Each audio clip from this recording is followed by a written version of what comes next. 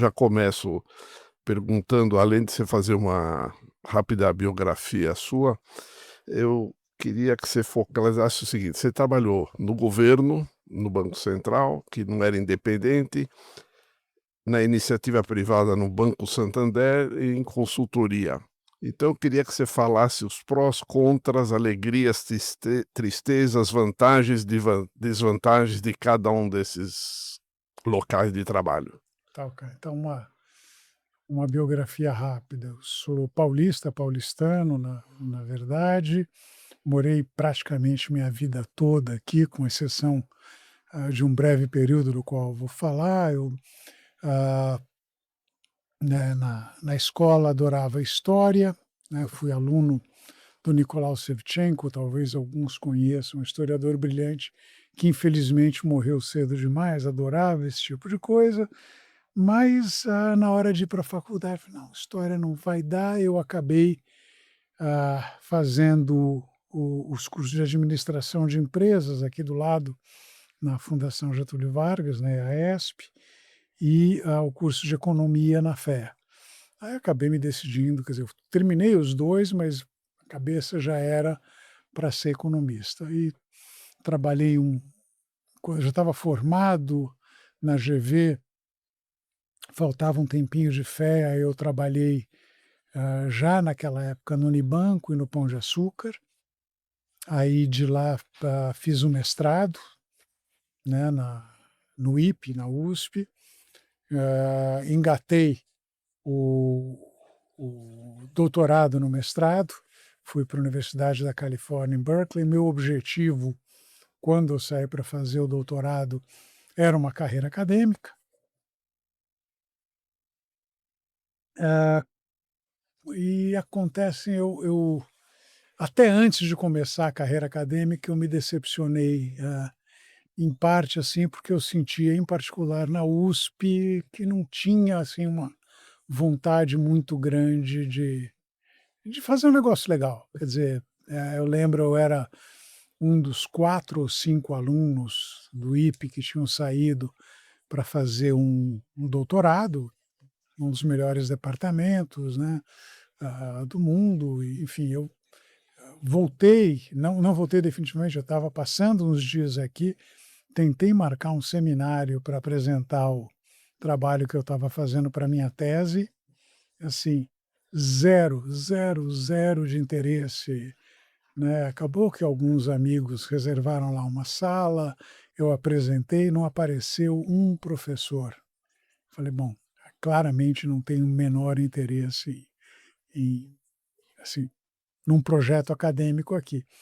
Apareceu uma oportunidade para ir para um banco de investimentos, eu acabei engatando uma carreira, né, em banco de investimento. E, enfim, essa carreira em algum momento me levou para o Banco Central. Passei 2 anos e meio no BC, aí voltei para banco e depois de um tempo eu acabei saindo do banco. Na verdade, eu fui saído do Santander, um episódio, mais ou menos conhecido. Eu tive um bate-boca com o Zé Sérgio Gabrielli sobre, enfim, a parte dos truques contábeis que se fazia. Não era nem da Petrobras, a fama ficou que era da Petro, mas não era, na verdade era o Tesouro. E eu não tenho nada contra o Zé Sérgio Gabrielli, a gente tem muita coisa em comum, entre elas o fato de que nenhum de nós 2 sabe tocar uma empresa de petróleo, né. Então, e acabei montando a minha consultoria, fiquei lá, eh, até o começo do ano passado.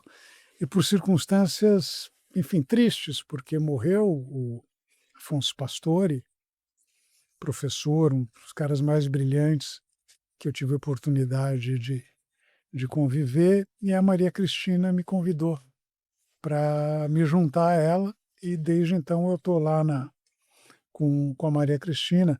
Chamava-se AC Pastore e Associados, agora é Pinotti e Schwarzman Associados, e a gente, enfim, está fazendo isso. Agora, prós e contras, né. Eu vou falar, começar pelo BC. O BC foi disparado o meu melhor trabalho e o meu pior emprego. O trabalho era absolutamente sensacional. né, era fantástico, né, a oportunidade de estar lá, a decisão de uma boa parte é por conta de estar discutindo política monetária, etcétera. É meio assim, você está na arquibancada e foi chamado para jogar. Então, Alexandre, desculpa legal. te interromper, quem que te acabou indicando, fora a tua competência, né, quem que Não, é sempre alguém que indica, né. Quem me chamou foi o Henrique, né, Henrique Meirelles, né. E aí eu fui trabalhar lá, que estava lá o Afonso Bevilacqua, o Eduardo Loio, inicialmente o Candiota, depois o Rodrigo Azevedo. Fomos uma turma, assim, muito boa. Então essa parte, né, as pessoas com quem eu convivi, o trabalho, foi ótimo. Agora, em termos de emprego, era um negócio terrível, né, muito tempo longe da família, remuneração horrorosa, enfim, foi, obrigado. né, mas foi uma experiência muito boa. Eu não era um banco central independente, do ponto de vista legal, e a nossa preocupação a respeito, eu posso falar nossa, porque eu acho que tinha uma identidade muito grande ali das pessoas, a preocupação com isso era zero. No seguinte sentido, a gente vai tomar a decisão que a gente acha que tem que ser tomada. Se por um motivo ou outro não gostarem, mandar embora. Eu não tenho. Eu cheguei ao Banco Central com uma reputação, pretendia sair com ela intacta ou melhorada. Eu acho que acabou dando certo, né. Eh, não se pode dizer o mesmo de outras pessoas, o que é certamente uma vantagem. Só um registrozinho para a bem da tua reputação e do Gabriele. O Gabriele não manjava nada de petróleo, você tem razão. Mas ele ficha limpa, não tem amizade, nem conheço Não pessoal. faço nem ideia. Mas eu tô dizendo, eu acompanhei, e ele passou com toda aquele terremoto, ele passou incólume. Não é meu amigo, não conheço pessoalmente, mas só um registro, né. Não, não. Ficha limpa. É bom porque tanta gente que passou pela Petrobras. Se bem que assim, ficha limpa nesse país, hoje em dia, praticamente qualquer um. Em outubro de 24, você fez um artigo que você disse que o Galípolo afirmou que Lula deu liberdade de ação a ele. Você disse o seguinte, que a liberdade não foi dada pelo Lula, mas foi dada por uma lei aprovada no Congresso. É. Você acha que o Galípolo está cuidando agora da biografia dele e não se curvando a quem o nomeou? Eu sou meio na linha do, assim, não considerem nenhum homem feliz até que ele tenha morrido, né. Então, vamos ver como é que esse negócio vai terminar. Tem histórico, né. So far so good, elevou a taxa de juros, pressão já está subindo, aí, enfim, né, a gente vai ver como é que esse negócio vai se desenvolver. A gente vê ali um certo esforço, né, em particular do Fernando, em preservar o Galípolas, né, botando a culpa no Roberto Campos, mas uma certa altura do campeonato, esse truque já não, vamos falar a verdade, esse truque já não engana ninguém, É. o cara já está há 6 meses no cargo, estava, né, há praticamente 2 anos, junto, né, do Roberto. Mas enfim, em algum momento vão ter que abandonar essa história e vai ter que, aí a gente vai ver do que cada um é feito. Inclusive foi acima do que o mercado esperava, né, tava o mercado meio dividido, mas quando a gente olha as expectativas, foi uma alta de juros ali pontual que meio que provou, eu acho que o ponto que ele estava trazendo, assim, eu tive essa perspectiva, ele tentando mostrar isso, né, meio que tentando sinalizar: "Olha, eu não tenho necessariamente esse alinhamento com o governo e tal, eu estou realmente zelando". É. O que ele sinalizou é exatamente isso. Again, assim, call no man happy until he's dead, tá? A gente vai esperar para ver. Tem 6 meses que o cara tá lá. Me conta uma coisa, hoje é uma polêmica no mercado sobre a tributação de LCA e LCI. Uhum. Você acha que tributando esses papéis, ajudaria a Selic a fazer o efeito desejado, ou seja, colocar a inflação na meta? Ou isso é um vazamento, assim como era antigamente a TJLP? Vamos lá.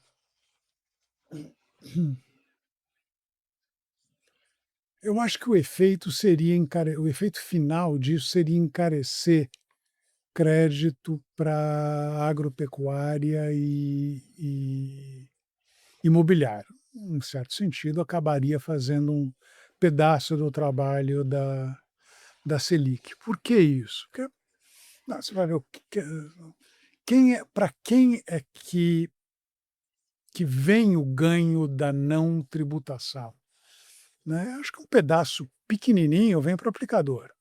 Porque você vai olhar, assim, suas opções são colocar dinheiro num CDB, o CDB vai ser tributado hoje, né, 15%, digamos, e você vai colocar numa LCI, não vai ser tributado. Obviamente, os rendimentos refletem a diferença, né, da tributação. Então, o que você recebe numa LCI ou LCA é aproximadamente o que você ganharia num CDB com o mesmo risco, menos o imposto de renda.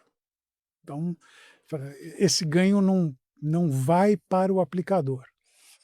Para quem ele vai? Ele vai para quem está na ponta final, né? Porque esses recursos são marcados, né? Se você colocou uma LCI, você tem que botar no crédito imobiliário, uma LCA também, quer dizer, não tem essa liberdade toda. Então, isso daí acaba indo para o tomador final, em boa parte. Por isso que a grita no Congresso, quando veio falar isso, não foi do aplicador de LCI e LCA. O cara é mais ou menos É indiferente. do tomador de É do recurso. tomador. O tomador está olhando para aquilo e fala: opa, vai sobrar para mim. Então, sim, tira um pedaço. Agora, eu precisaria fazer uma conta assim, que eu nunca fiz de qual que era o efeito disso, porque assim, crédito é muito vasto, né? A gente está falando de uma fração do crédito que a gente está falando encareceria na margem crédito imobiliário e agropecuário, que no conjunto da obra não é um segmento tão grande assim, não. Alexandre, eu quero pedir desculpa a você, ao Luiz e ao Matheus do Meltrate, e a minha pergunta, na verdade, era de abertura, vamos dizer assim, né? Você fez graduação na nossa veneranda EASP FGV, Sim, eu né? tinha comentado. Se você pudesse dizer algum professor assim que você lembra, eu falei, pô, eu tive um belo curso com fulano ou Beltrano, se você lembrar. Na GV, honestamente, Não lembra. não, eu lembro muito bem, eu só não diria que foi marcante. Curiosamente, eu acho que o curso que mais me ajudou depois vai ser algo inusitado. Contabilidade 1. Quem que era? Não. O Gurgel. Gurgel, Né? grande Gurgel. Assim, por que isso? Porque, nossa, você falar contabilidade é um Interessante, não, é um skill importante você ter. Mas da GV eu tiro isso, né? E do mestrado, eu vou justificar até a minha pergunta.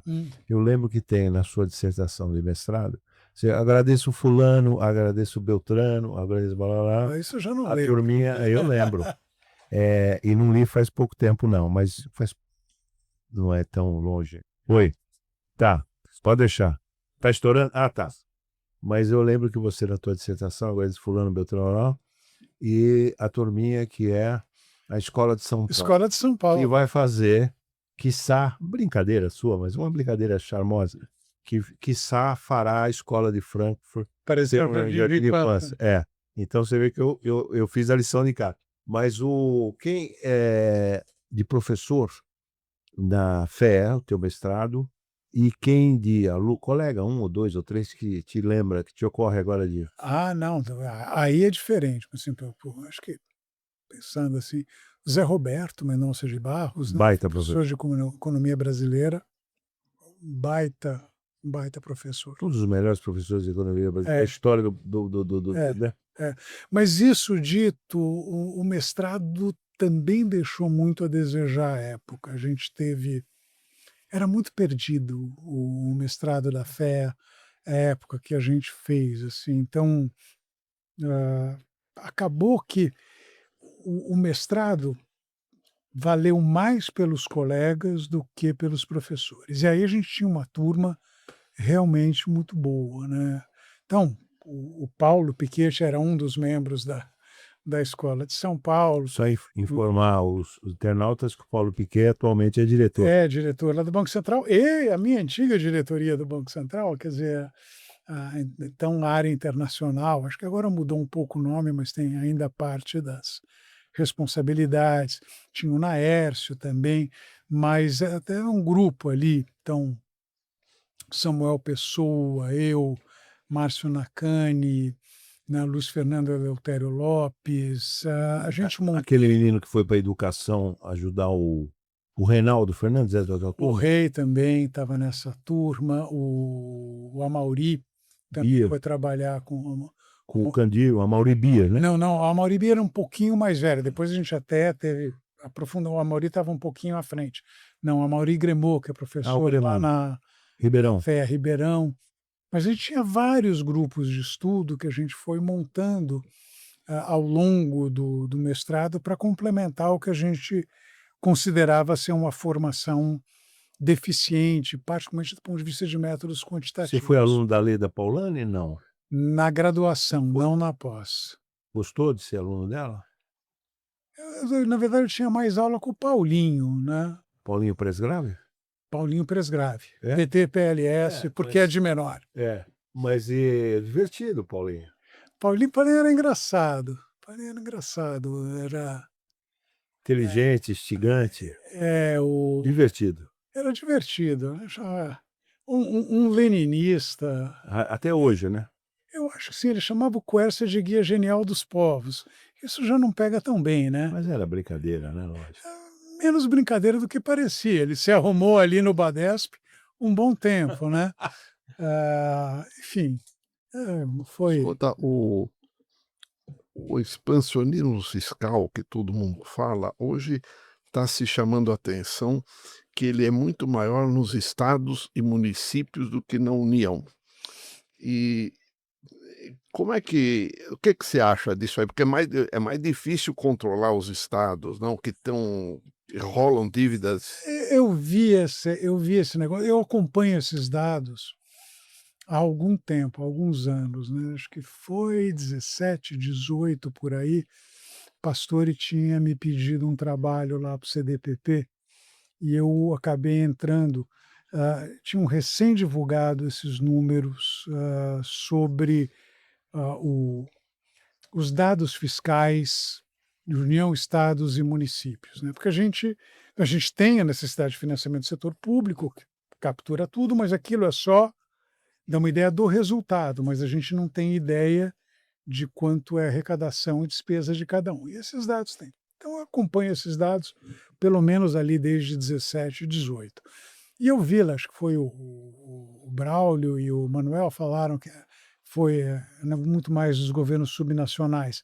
É que o recorte é um pouco arbitrário, né? O recorte pega de 21 para cá. Se pegar ou 20 para cá, alguma coisa assim. E se pegar de 22 para cá, obviamente os municípios têm feito muita coisa, mas o governo federal foi expansionista para caramba, mais do que os estados, diga-se de passagem. Então depende um pouco do recorte que você faz, né? No conjunto da obra, se pegar desde o início da série, é o governo federal, até porque o governo federal é muito maior, né? E dependendo do horizonte que você pegar, ou é mais estados, ou é mais municípios. Então, vamos dizer, tá bom, então são os estados. Os estados estão com a rédea solta. Aí a pergunta é, quem soltou a rédea dos estados? Quem soltou? Quem soltou? O governo federal, Guido Mantega. Mas que dúvida, né? Vou falar uma coisa, Márcio.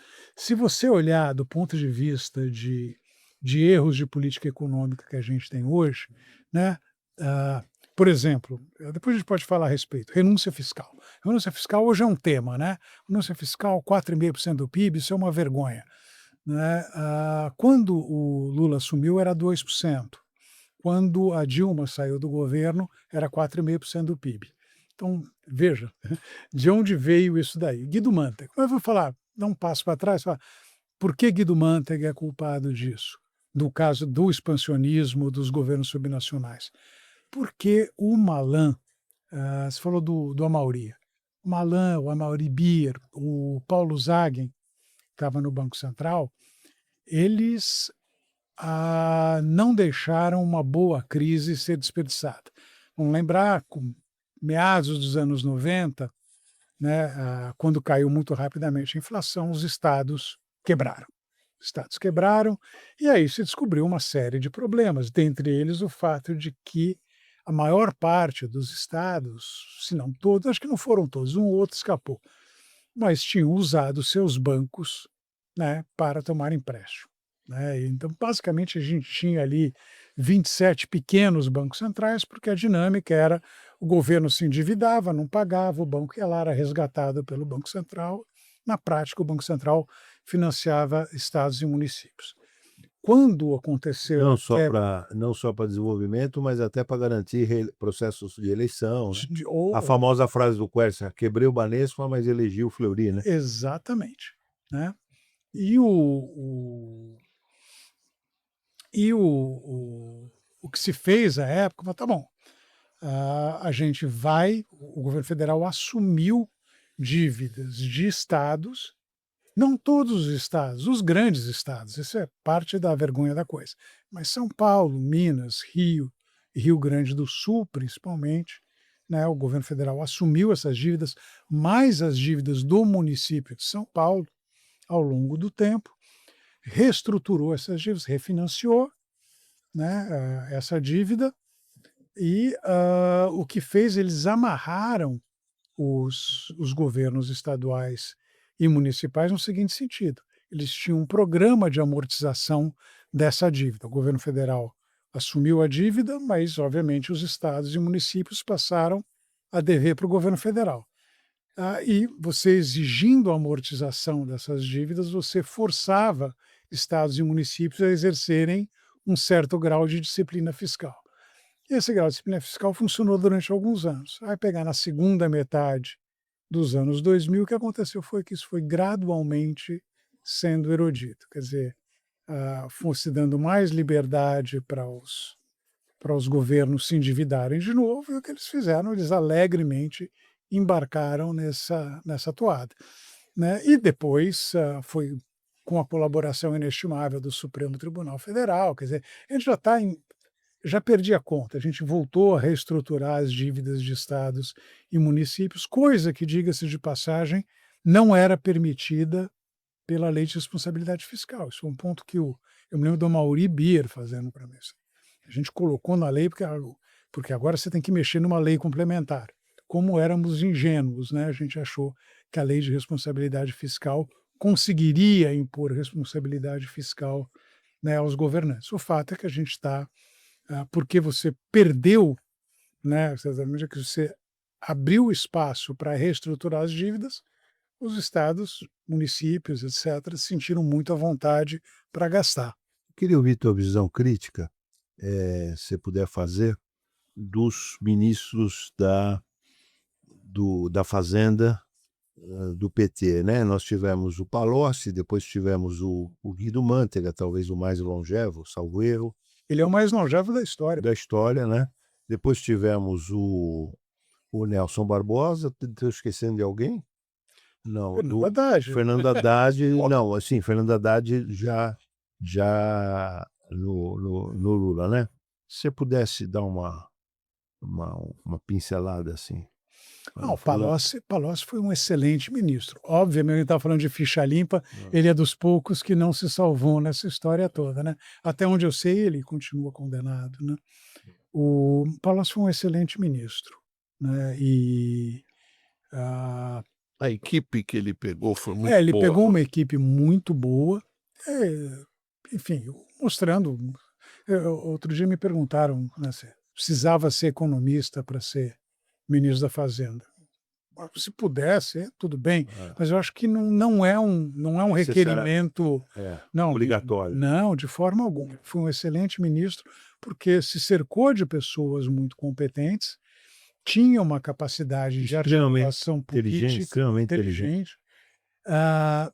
Ele não incentivou polarização em momento algum, pelo contrário, quer dizer, com todo o discurso de herança maldita, já aquela época, né, esse esporte de botar a culpa no antecessor, no qual o Fernando Haddad, né, vem se mostrando ali um verdadeiro craque, né, o Palocci nunca entrou nesse jogo, ele reconheceu os méritos de quem vinha antes e construiu em cima. Então, ele foi um excelente ministro. O Guido foi um desastre absoluto, né? A única coisa que se pode dizer de positivo do Guido é que ele tinha medo no começo. Então, no começo, ele não aprontou tanto, mas ele é responsável, né, pelo desastre que a gente viveu depois ali. A crise que veio de 2014 e 2016 foi construída, como você sabe, ao longo do longo período do Guido no Ministério da Fazenda, né, e que foi caracterizado por uma série de coisas. Uma delas, quer dizer, a explosão da renúncia fiscal. Isso daí tem assinatura, né, do Guido Mantega. Aconteceu exatamente no período que ela era ministra da Fazenda. Então, quando eu vejo ali a indignação, né, do Partido dos Trabalhadores com a renúncia fiscal, falando, amigo, presta atenção, olha quem fez isso. Mas com o apoio de todas as elites empresariais, não? Claro, claro. Né? Mas escuta, mas vamos lá, alguém foi responsável por isso. Né? Se oferece uma renúncia fiscal, você acha que as pessoas não vão querer? O Guido se vendia como um ministro que promovia a desoneração. Né? Era isso. Então, o fato de ter pressão para ter renúncia fiscal é uma constante. A questão é saber se você aceita ou não aceita. Isso dito, a renúncia fiscal era 2% do PIB quando o Lula assumiu, quando a Dilma saiu era 4,5%. Eu governei nesse período, você governou nesse período, Zé Márcio governou, algum de vocês foi ministro da Fazenda nesse período? Desculpa, a responsabilidade é do presidente e do ministro da Fazenda. Devia ter olhado isso. Então, tem isso. Promoveu uma deterioração absurda das contas públicas, né, em particular a partir de 2011. Né, e diga-se de passagem, né, com o auxílio inestimável do Arno Augustin, fajutando os resultados, como a gente sabe, quer dizer, as tais pedaladas fiscais, tinha um gráfico que ficou famoso, né, à época a gente vê ali a explosão que teve dos mecanismos disfarçados de financiamento, quer dizer, a equalização de juros do BNDES, que eles não pagaram, ou da Caixa Econômica Federal também, basicamente tomando crédito junto a bancos Chegou um públicos federais. momento que a imprensa até brincava que se eu estiver errado, vocês me corrigem, que o Arno Augustin era tão forte quanto alguns ministros, né? O Arno Augustin. Você lembra disso? A imprensa falando... Eu lembro de um comentário a esse respeito. Ele fazia e desfazia. Mas, de novo, tem um chefe. Né? O chefe era o ministro da Fazenda. Né? Então, a responsabilidade ela tem que parar em algum lugar. Sim. Né? E o Paulo Guedes? Fala muito, entrega pouco, né? Entregou pouco, né? Entregou pouco. Ele tem... Ele merece uma certa condescendência por causa da pandemia, né? É o que eu ia falar. Não, veja, o meu problema com o Paulo Guedes não é a pandemia, o problema é semana que vem. Porque na próxima quinta-feira a gente vai anunciar isso e aquilo. A gente vai privatizar o quê? 1 trilhão de ativos, a gente, né? Ele prometeu muito e entregou muito pouco. A favor dele, no período pós-pandemia, a gente teve ele aproveitou o fato de que a inflação foi alta e usou a inflação alta para reduzir drasticamente o gasto público. Então a gente conseguiu reconstruir um certo superávit primário. A gente vai lá nas contas da instituição fiscal independente, a gente vê que ali 21, 22, a gente tinha conseguido reconstruir um certo superávit primário estrutural. Quer dizer, inflação alta, você não reajusta funcionalismo, reajusta o mínimo de acordo com a inflação, então você consegue promover ali alguma consolidação fiscal. Mas entregou pouco, né? Deixa eu fazer, desculpa, Vai, vamos fazer uma homenagem até porque ele nos deixou não faz muito tempo, né? Eu fui aluno dele também, mas o que você pudesse falar um pouco do pastor, o professor, o pesquisador, se você pudesse, você foi aluno dele, né? Formalmente, Não, jamais. não foi? Na prática, sim. Mas você não foi aluno dele? Não, não. Quando eu fui aluno de graduação na USP, ele estava, boa parte desse tempo ele estava fora, e depois eu passei para o noturno. Eu não posso, isso aqui é um podcast de família, eu não posso falar os comentários do Pastore, a linguagem colorida que ele usou quando alguém mencionou para ele que ele poderia dar aula à noite. Ele não fazia. Então, não tive o privilégio de ser aluno do Pastore na graduação, e aí na pós ele já não estava mais.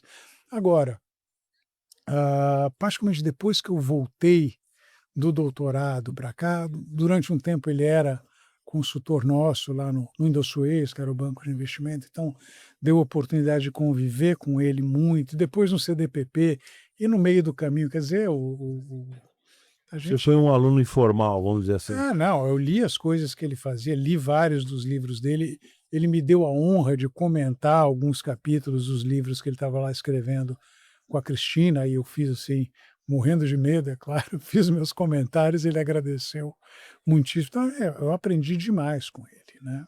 Então, ele foi um dos gigantes da profissão, em vários aspectos. Era um homem bravíssimo, né? Eu lembro.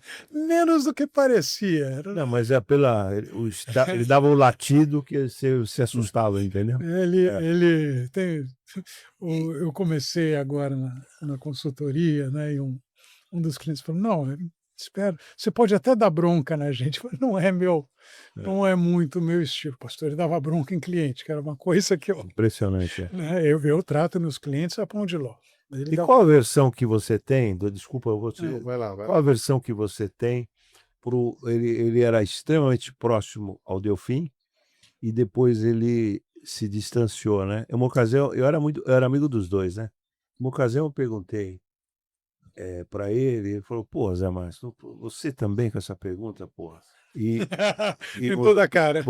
Pô, você também com essa pergunta, porra, falou, acho que porra. Há um folclore que o único economista que o Delfim temia era o Pastore.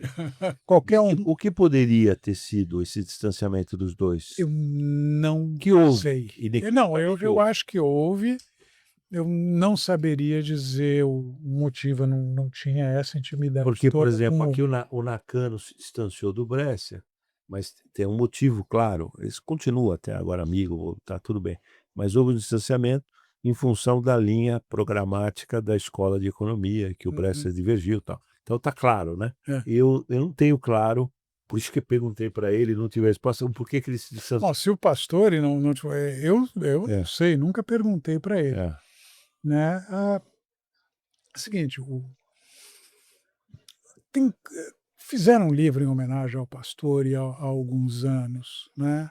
O Marcos Lisboa teve muito envolvido nisso, Samuca também, né? O Samuel Pessoa. E acabou virando um livro, né? A Economia com Rigor, tal. Foram ensaios em homenagem. Mas o Marcos lembra que o Delfim e, em certo sentido, o próprio Pastore são crias da professora Alice Canabrava, que tinha uma linha muito rigorosa. A cabeça do Delfim era muito nessa linha, ele era um pensador cuidadoso, né? Rigoroso, a mesma coisa o Pastore. Fama dele começar, a agricultura não responde a preço. Vamos ver esse negócio, vai lá e pimba, não, ela responde. Aí ele sempre teve um cuidado muito grande, assim, de ter um trabalho teórico e empírico, fazer isso. E acho que nisso eles partilhavam essa visão. Agora, eu não sei se politicamente eles se distanciaram por alguma outra coisa. Enfim, não tenho, nunca tive Mas interessante, Alexandre, você recuperar. Essa professora foi realmente Alice Piffer Canabrava, vejam. ela teve influência no Fernando Henrique. Sim. Aliás, ela dá uma dura no Fernando Henrique. O Fernando Henrique fala isso nas memórias. Ela teve influência nos dois, não é isso? E ela chegou a ter uma influência muito grande na tese de doutorado da Zélia, Metamorfose da Riqueza. Dizem que ela era orientadora da Zélia, né? Diz que a influência dela foi uma grande. Essa mulher precisaria ser reconsiderada, né? Porque ela foi realmente uma grande. Veja as coisas que o Marcos escreve acerca dela nesse livro em homenagem ao pastor. Quer dizer, já tem algumas pistas lá. Porque diz que ela... Eu não conhecia, vergonha para mim, que fui aluno daquela escola, eu não sabia a história. Mas diz que ela rompeu com o pessoal da Fefeleche, foi para a FEA, e na FEA ela criou um grupo em torno dela Impressionante. que tinha exatamente essa cabeça de vamos olhar os números, o que os dados nos dizem, vamos fazer isso de uma... Até o Luna é herdeiro dela, né? O Luna. O Francisco Vidal Luna. Francisco Luna eu conheci muito pouco. Outro professor que parece que também causou muita impressão no Delfim, o professor Luiz Freitas Bueno. É verdade. Eu vi ele citando isso nas colunas dele, mas esse é mais antigo ainda. Imagina, se foi professor do Delfim, imagina no meu caso. Agora, impressionante, né, Alexandre? Você que passou por lá, impressionante o impacto. O impacto de Delfim é uma coisa impressionante. É impressionante. Coroado com a doação de 100 e poucos mil títulos. É uma coisa linda, né? O coroamento é bacana, a gente vê, era uma coisa que a gente comentava muito no mestrado, e vou falar, na época que eu estava lá, a gente sentia que esse legado estava se perdendo, porque toda a geração que me deu aula lá na FEA era uma geração que fez, então, que saía para estudar nos centros mais importantes. Então, teve o Macedo, Roberto Macedo, foi para Harvard, a gente teve o Simon Silber, se não me engano, foi para Yale. Comento muito a tese dele de doutorado, recupera a importância do câmbio flutuante para recuperação no Brasil. O Brasil abandonou o padrão ouro na Grande Depressão, foi parte do processo de recuperação. Teve o Martoni, que foi para Chicago, quer dizer, tinha lá uma turma de professores que saiu e voltou, um modelo que, na época que eu estava no mestrado, estava sendo adotado pela PUC-Rio. Então, a PUC-Rio, na verdade, pegou isso. Então, aí tem o Rogério, que foi para Harvard, tem, enfim, o pessoal que foi para...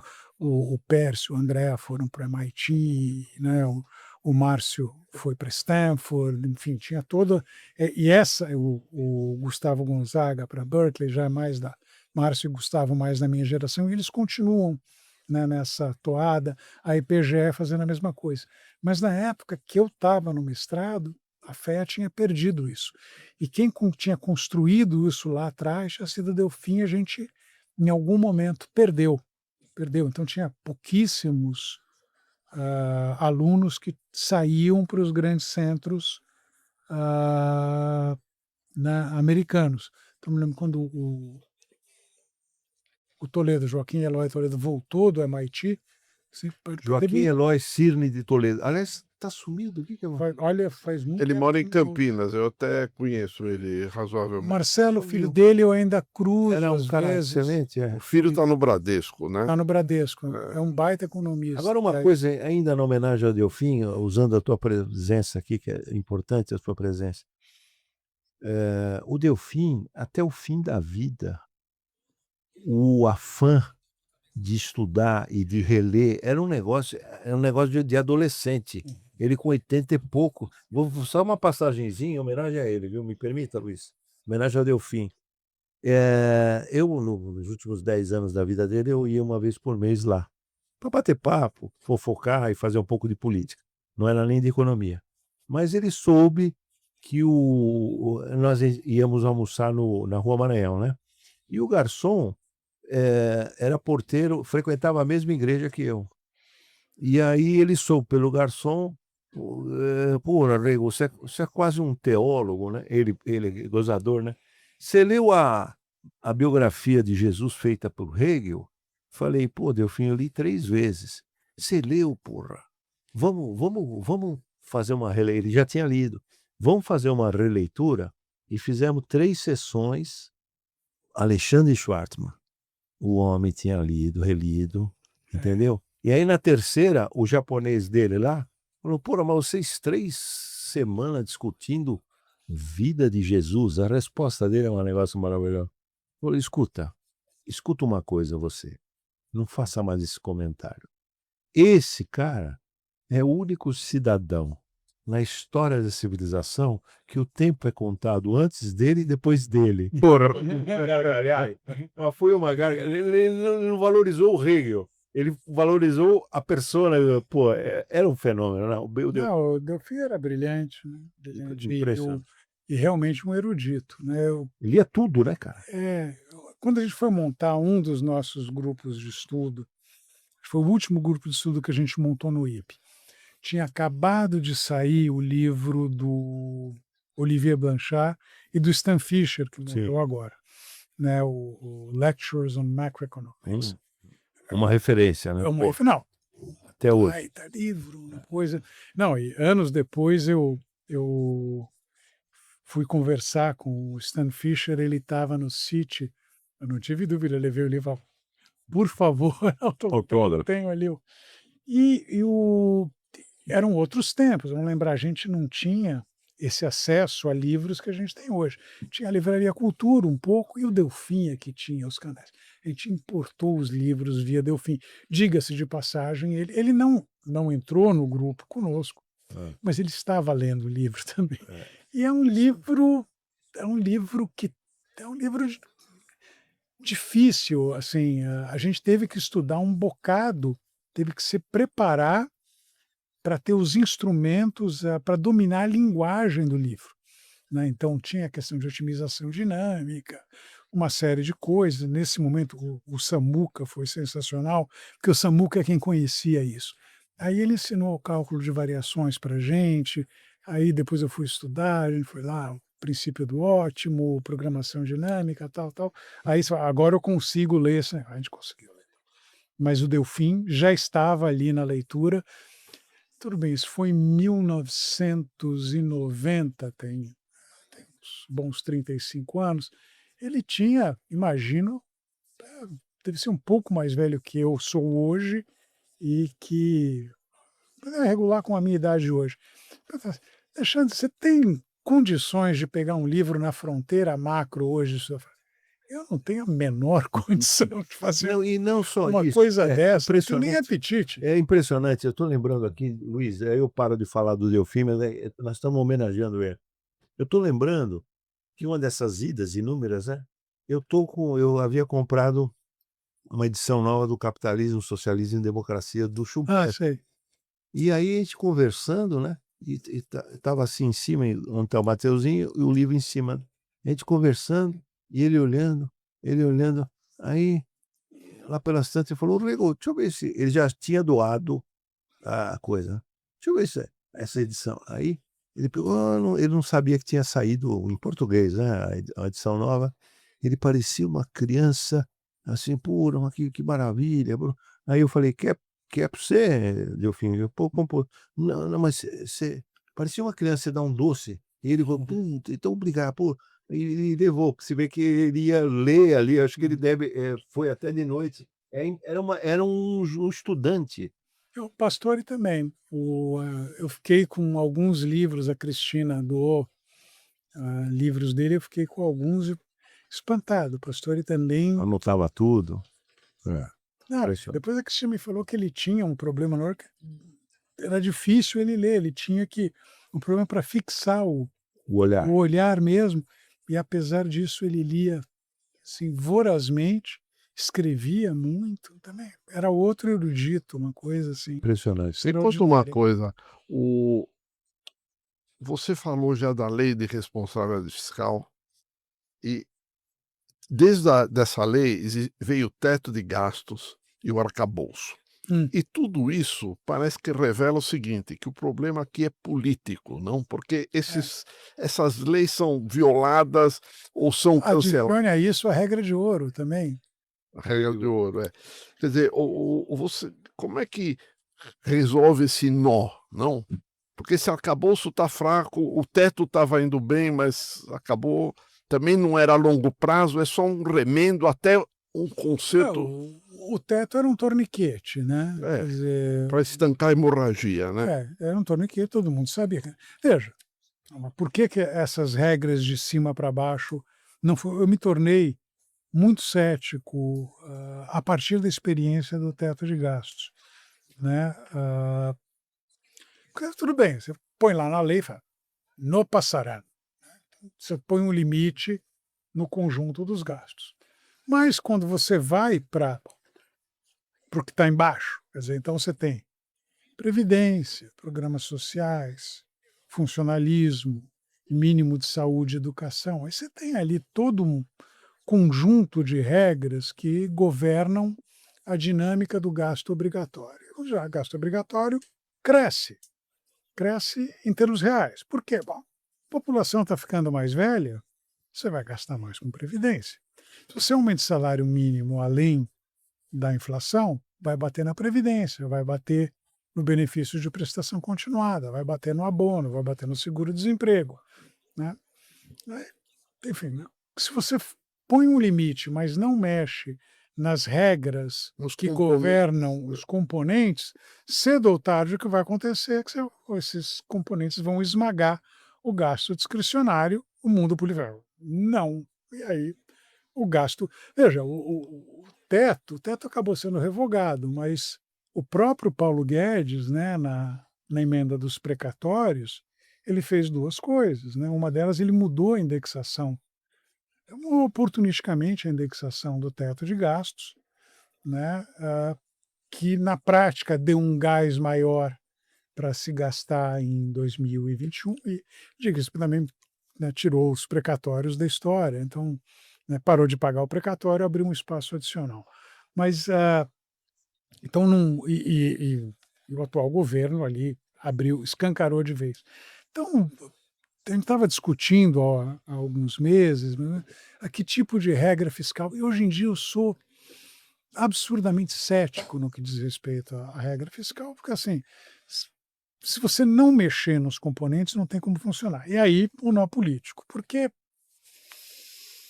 é difícil pra caramba, né, você tem, vários grupos de interesse ali no Congresso e você quer mexer na previdência, dá problema, né. Vou falar, e aí mérito do Paulo Guedes, mérito do Rodrigo Maia, etcétera, que avançaram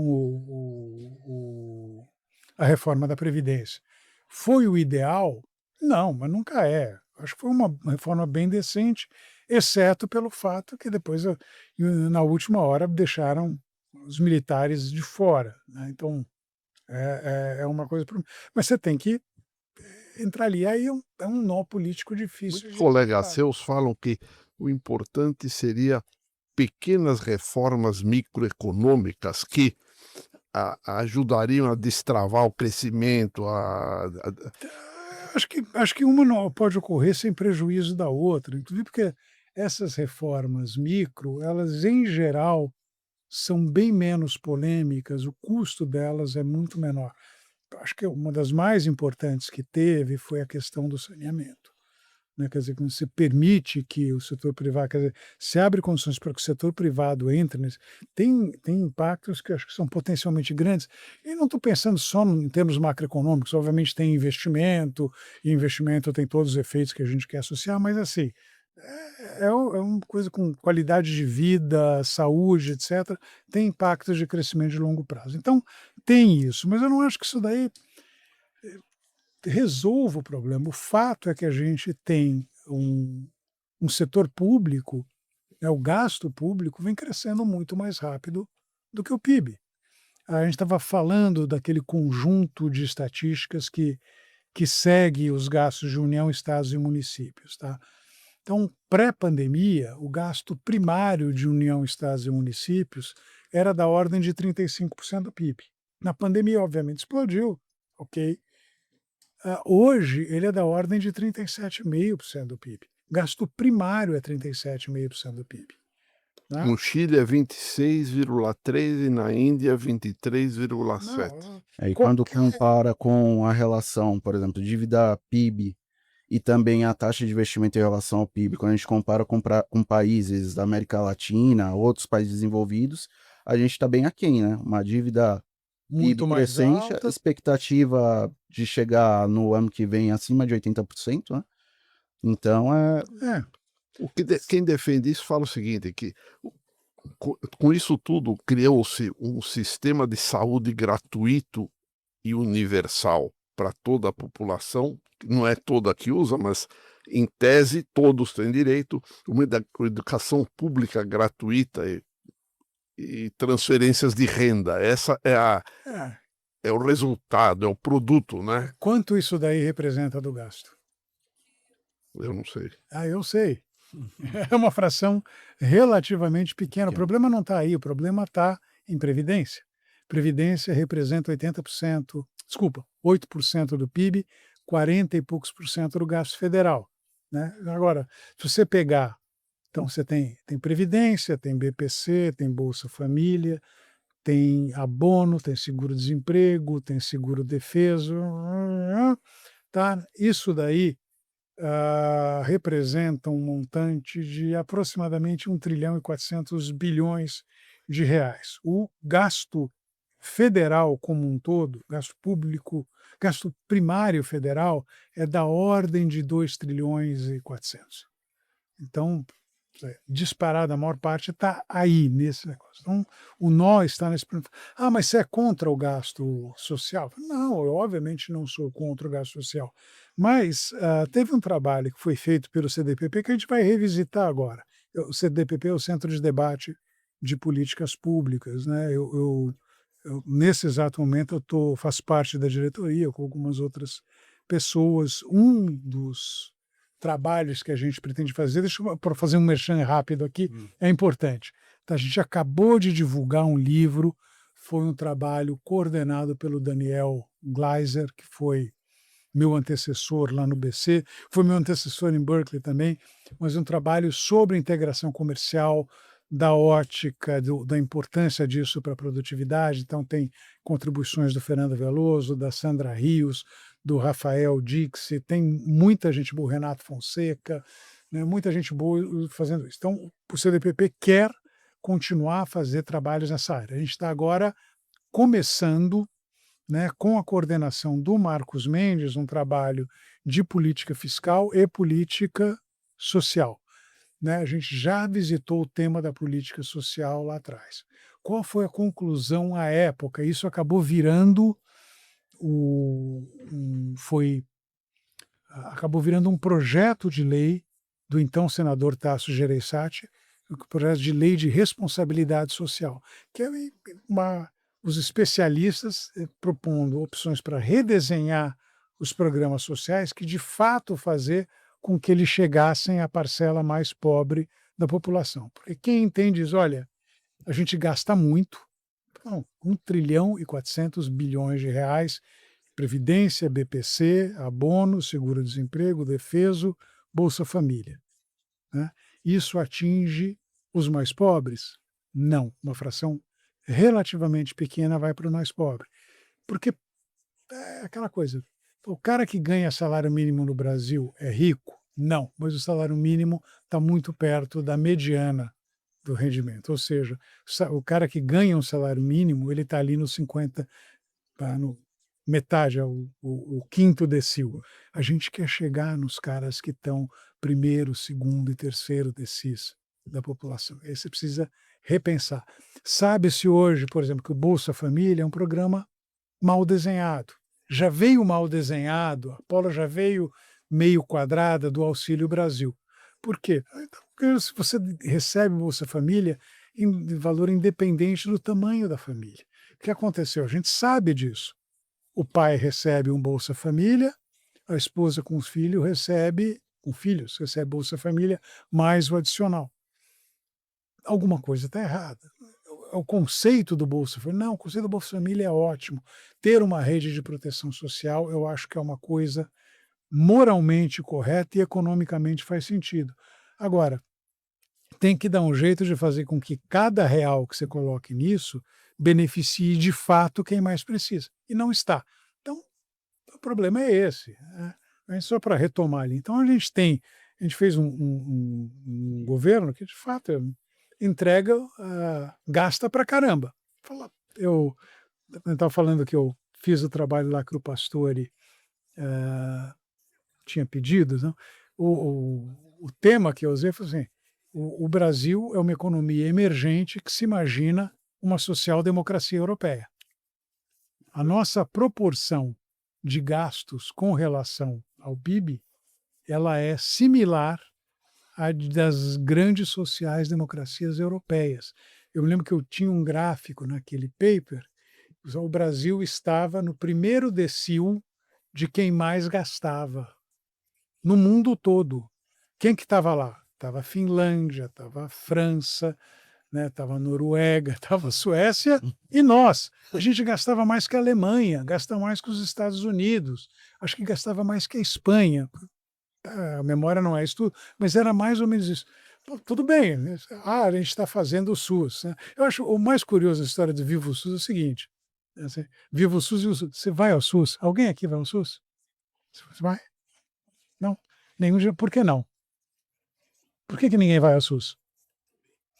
Não, vai ao SUS quando a coisa é violenta, a classe média vai ao SUS, quando a despesa. Eu li um livro da Quando é em transplante, quando é no. A Zena explicou que a classe média devia ter reivindicado mais SUS, mais qualidade e Como educação. Também é a mesma coisa. A gente oferece. Quem aqui estudou em escola pública? Eu estudei. Você estudou? Eu estudei. Você e minha ex-mulher estudaram. A Eleni era a única aluna da graduação na minha turma que tinha feito escola pública. A Eleni e o Eliezer eram os dois únicos alunos de escola pública que estavam no A mestrado. Eleni fez economia também. Fez economia também. Então, assim, a classe média abandonou a escola pública há muito tempo. Sim. Meus pais estudaram escola pública. Porque a escola pública Teu pai é vivo ainda? não morreu em 2017. Que idade ele tinha? Quando eu estava com. Tinha acabado de fazer 84. 84. A profissão dele qual que era? Vocês devem Advogado. ter advogado. Você falou isso aqui no início? Não. Não, não falei. Você falou como é que você resolveu estudar economia? Não. Eu mencionei rapidamente. Eu fui aluno do Nicolau Shevchenko, que era professor de história Você foi aluno dele no segundo grau? no segundo Era grau. um amigo. E Eli Pérez. Meu, Foi embora muito cedo, né? um monstro. Brilhante, brilhante. Monstro. Amava o Nicolau, Monstro. né? Orfeu Estático. Você leu o livro dele, né? Eu Metrópole. li a literatura como missão. Nossa. Foi a tese dele, orientada pelo Sérgio Buarque. Putz, esse cara. posso uma coisa, você Vamos ver se eu vou gastar mais um. Só um pouquinho. E aí aí eu falei, ele já falou. porque vamos lá, Mas ele falou pouco. eu sou judeu, né? Então o que acontece? Você é judeu? Eu não sabia. Não, faz parte, né? Você sabe que pela tradição judaica o feto não é considerado viável até se formar em medicina, Sim. né? Então, e avô médico, tio avô médico, era para ser, tinha que ser médico. Não, eu não quero, eu queria ir para a área de humanas, e aí eu acabei indo para Nicolau. por causa Nicolau Shevchenko. Nicolau Shevchenko. A culpa é dele. Se alguém De origem social até. Ele era da Vila Alpina. Você lembra disso, né? Você sabe disso, não? Eu sei um pouco, sei que ele era descendente de ucraniano. Ucranianos, etc. Eu sei porque eu fiz conversas com historiadores, né? Ah. E eu pus ele entre os. Tá lá, não é que eu pus, ele era um monstro. Ele era uma referência. Um monstro. Nicolau Shevchenko. Fica a homenagem aqui. Os internautas vão atrás de quem foi. Está aqui o professor dizendo. Agora. Outra uma coisa, hoje um dos debates, hoje diminuiu um pouco, mas teus colegas, alguns falam, vamos mudar a meta de inflação. Uhum. Prós e contras. Tem a tese Fioca, né? Tese Fioca. Tese Fiofoca, show. Tá bom. Vamos para quanto? 4 fica mais fácil? Mas 5 deve ficar O que mais os fácil agentes ainda. econômicos sentiriam quando muda Ah, o juro longo mexe no juro longo? óbvio que sim. A zero de jogo.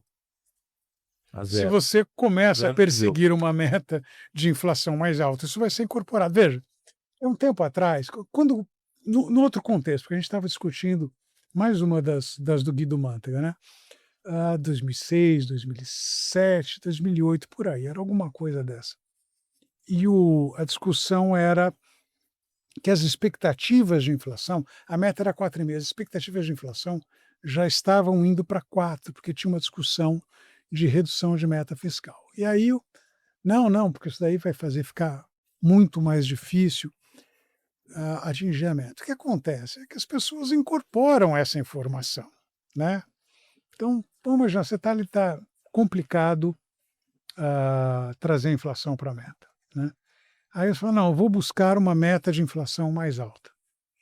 Né? A primeira coisa que faz, as expectativas vão se ajustar a isso. Vamos começar hipoteticamente a situação que se você tinha as expectativas na meta, mas você resolve subir a meta. As expectativas imediatamente vão se adequar à meta mais alta. Quando as expectativas sobem, elas têm um efeito na inflação corrente, certo? Curva de Phillips.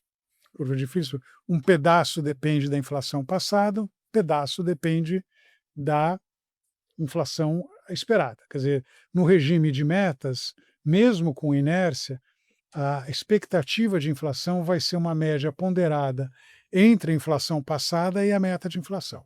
Se você sobe a meta de inflação, as expectativas sobem, a inflação sobe, o Banco Central tem que subir juros.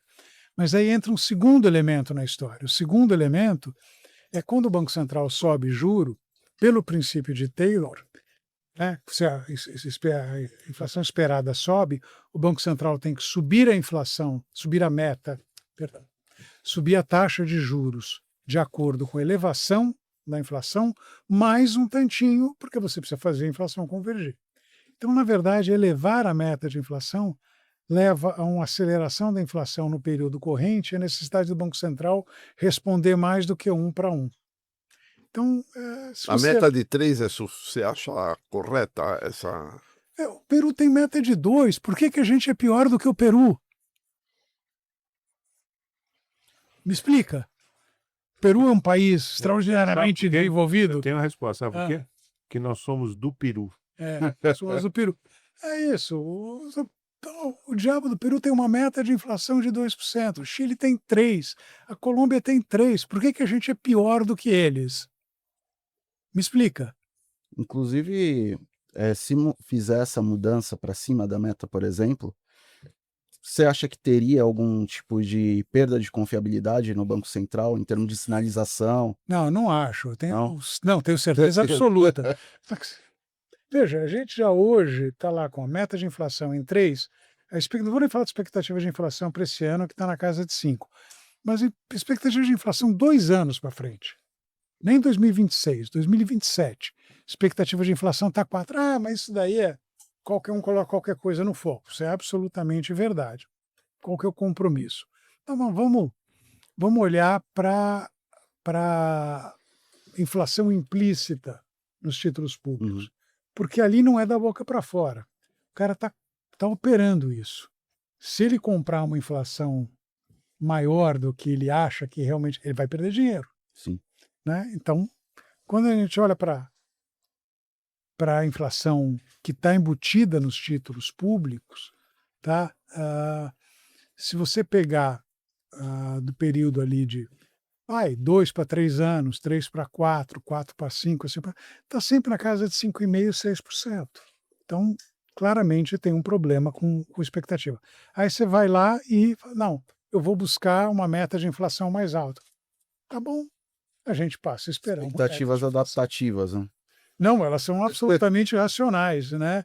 Mas se você mudou a meta, como é que as pessoas vão deixar de incorporar esse elemento na formação de expectativa?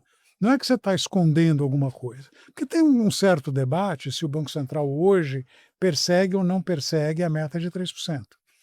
Isso aqui é um trabalho que eu herdei na consultoria lá do Pastore, a Paula, né, que estava lá na consultoria hoje, está no Bradesco, ela faz, o Diego, que trabalha com a gente, mantém esse trabalho vivo, que é tentar inferir, a partir das decisões do Banco Central, qual que é a meta de inflação que ele está buscando.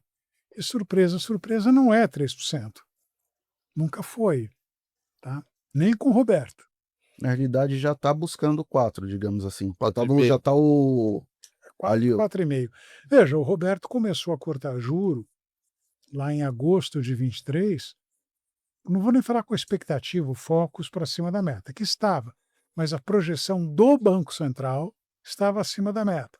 A projeção do Banco Central era construída em cima de uma trajetória em que já embutia uma série de cortes de juros, mas ele começou, inclusive, de uma maneira mais agressiva. A expectativa de início do ciclo de juro em agosto de 23 era um corte de 25, veio um corte de 50. A Fernanda Guardado e o Diogo, à época, acho que o Renato também votaram contra. O comitê foi dividido para essa. Mas o fato é que o Banco Central começou a cortar juros de uma maneira mais agressiva, com a inflação para cima da meta. Tem um debate agora, ele parou o processo de elevação de juro com a projeção de inflação em 3,6 para o horizonte relevante, que é o ano que vem. Né? E foi questionado. Veja, de novo, a projeção dele, a projeção do Banco Central, é construída com base numa trajetória da Selic que vem do Focus. Então, a trajetória do Focus é juro parado agora e juro caindo ao longo do ano que vem. Resposta do BC: tudo bem, mas essa é uma trajetória, não precisa ser a mesma. Mas, de uma forma ou de outra, o fato é que ele parou com o juro, com a expectativa, projeção dele de inflação para cima da meta. Então, se o Banco Central começar a cortar no começo desse ano, do próximo ano, né, com um cenário ainda de projeção de inflação para cima da meta, a gente vai ver que o compromisso dele não é em trazer a inflação para 3. Até agora, né, não teve esse compromisso. Alexandre, deixa eu aproveitar. Quantos minutos temos, Luizinho? 4? Uau! 4 minutos. Voou, o tempo voou. Falei pra caramba. Não, mas tá excelente. Tá uma aula, tá excelente. Não tá? Claro. Bom, eu concordo. Não, não, tá. O que você podia esperar? Excelente. Mas eu queria usar a tua capacidade analítica agora um pouquinho para política. Eu queria explorar com você alguns nomes para 2026 e para 2030. E eu ouso, tem um bias aí na minha fala para 2030, tem um bias aí inequívoco. E eu ouso dizer, vamos começar para 2030 e depois a gente volta para 2026, está óbvio aí os nomes, né? Mas 2030 tem um nome que pode surpreender, eu estou falando do centro-esquerda, que é de Gabriel Galípolo. Gabriel Galípolo pode ser candidato à presidência da República em 2030. Isso, eu não estou falando que é na esfera do desejo, eu estou falando na esfera da racionalidade. Agora, já vamos explorar, eu quero a tua análise, mas 2026, o que pode ocorrer? Está um processo de desgaste violento, né? Está violento. E nós estamos há um ano, né? Mais de um ano. Um ano e pouco, né?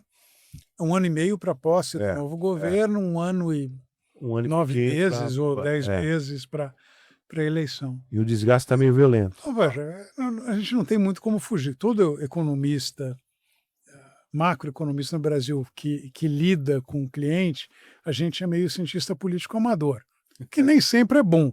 Tá? Às vezes não tão amador, no teu caso não tão amador assim. É bem amador, bem amador. Agora, assim, minha leitura é que o Lula perdeu essa eleição já. Já. Ele vai para segundo turno, óbvio. O PT tem 30% do eleitorado fácil. Então tem chance dele não se candidatar. Há um risco, se ele quiser preservar. Aí tem que escolher alguém para perder, né? O efeito Biden, você está dizendo? O efeito Biden? Não, ele tem que escolher alguém para perder. Não, eu sei. Mas e quem ganharia, Alexandre? Eu não sei, é o nome da centro-direita. Mas hoje a fotografia Hoje o mercado financeiro está totalmente Tarcísio. comprado no Tarcísio, né. totalmente. Precisa ver se o Tarcísio vai sair candidato ou não. Eu até acho que vai, ele faz um Teatro. certo teatro, até uma certa habilidade nisso. Para Ele não bater de frente com os Bolsonaro. não quer queimar a ponte com o Bolsonaro, portanto, ele vai falar: "Não, eu só saio", enfim, mas eu acho que vai ser ele.